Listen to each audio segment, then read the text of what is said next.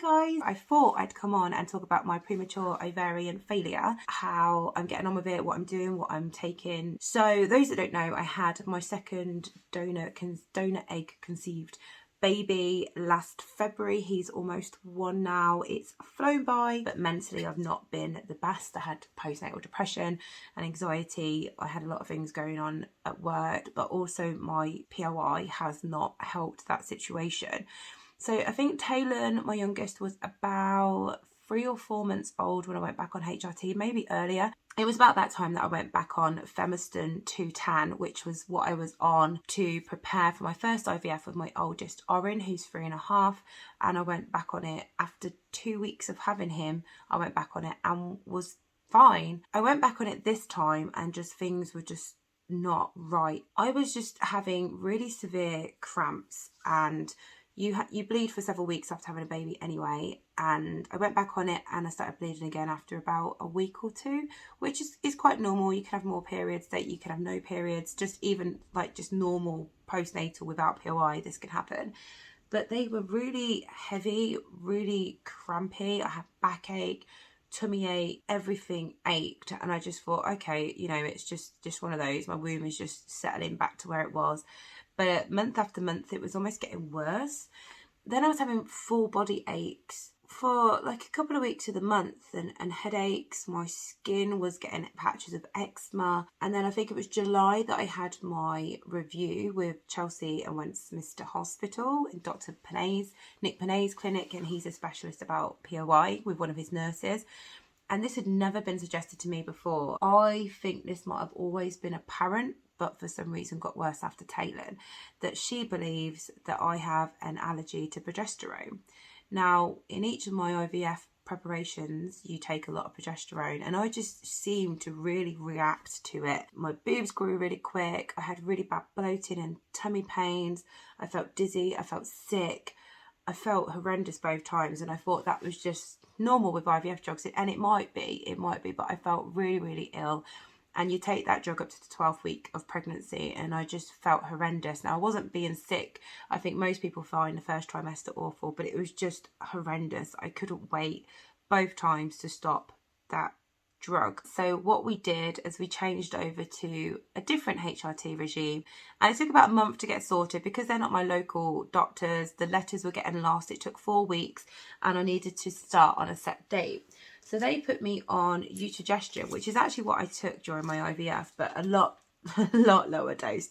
I was on 1400 milligrams during my IVF, and this is 100 milligrams. So I think I took 200 milligrams a day, and I take this for 12 days of the month. I also took an estrogen. This is just 2 milligram tablets, and it doesn't matter the brand because each time I get a prescription it's a different estrogen, but I take this continuously, and as far as I know this is absolutely fine. Things got a little bit better, and then I had my review like 2 months later after being on it, because the prescription took so long. The 3 months didn't add up to when I was supposed to be reviewed, and I said everything was fine, and then I realised it actually wasn't.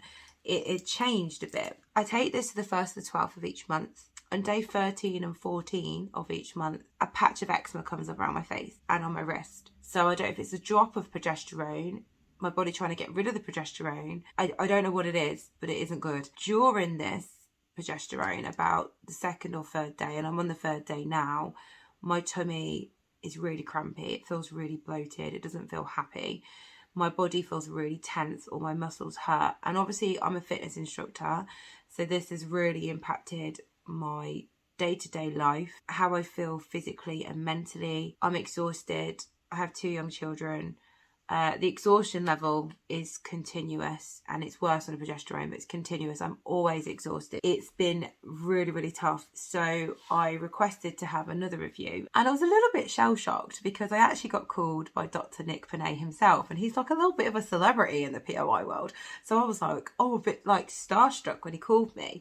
I missed out half of my symptoms that I've been having, but he's suggested that I continue with the estrogen and that I actually go on the coil. He gave me a number of options that I could try, but he thinks the coil might be the next best thing, and it's never been suggested to me. It seems like estrogen's fine. I've had my hormones tested and all of the levels are absolutely fine. My iron is fine, which I expected to be low because of how tired I am. The next thing is trying this because it is obviously an allergy. So he suggested there's 2 coils. There's a Kalina and there's a Marie. I can't think of the word now, but you'll probably know what it is if you know anything about coils.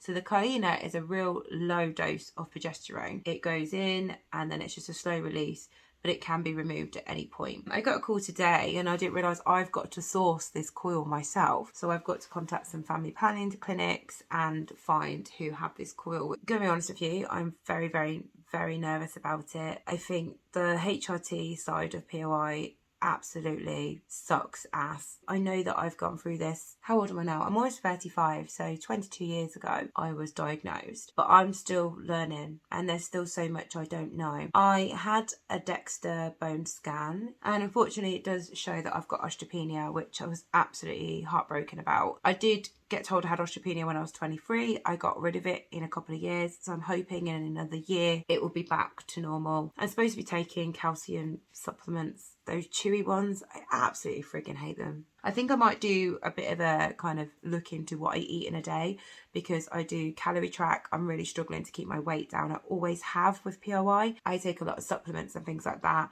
to try and make sure I'm getting what my body needs. I'm hoping the hormones are gonna settle and get to some sort of happy normal level, as normal as they can be. But I know a lot of us really, really suffer with this, and I find it really interesting. I follow a lot of people on Instagram, and a lot of them will share their regimes of hormones they're on. And some of the regimes, I'm like, I've never ever had this suggested. They are really, really interesting, what people need and what people are adverse to and get on with. So it's really interesting. I think all you can do is try your best to lead a normal everyday life, and it does suck.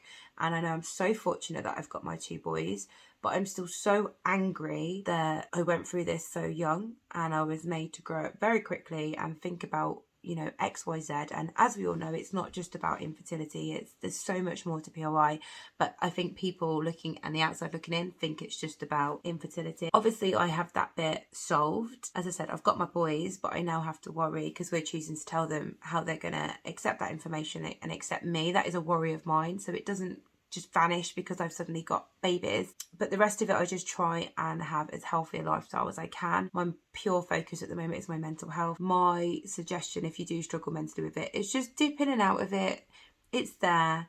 There are people there to talk to, but make sure you're not just focusing on all the bad bits of it. I know there's not really a good bit of it, and those at you that are still worried about donor eggs, oh, please don't be at all. I love getting your messages. I've had a few this year actually of people that have got their donor egg babies now and completely relate to how I feel about it. They're definitely my little boys, definitely. And Tay is the biggest mama's boy ever, and I don't look at him and ever think you're not mine. It's the best, hardest but best journey I ever went on. So I just need to get this sorted and hopefully get my hormones balanced and not feel, as you know, all parents are exhausted, but this exhausted. The body aches is just so hard. Brain fog has been mental this time as well, so crazy. Those that are suffering with getting their hormone balances, like, my heart goes out to you because it's just awful and it's so hard and it's so lengthy and it's just a massive fight all the time. So if anyone wants to have a vent below or